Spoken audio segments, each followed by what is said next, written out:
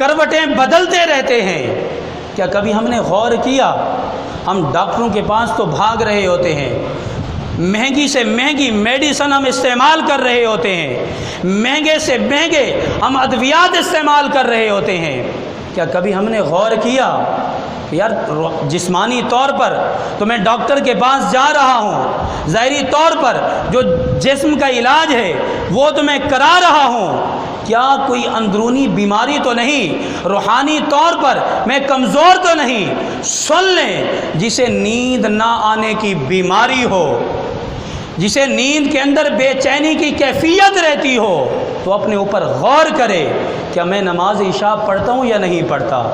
اگر نماز عشاء نہیں پڑھتا تو اللہ تبارک و تعالی اس کے اوپر یہ عذاب نازل فرما دیتا ہے کہ اللہ تبارک و تعالی بے چینی، بے سکونی اس کی نیند کے اندر پیدا فرما دیتا ہے۔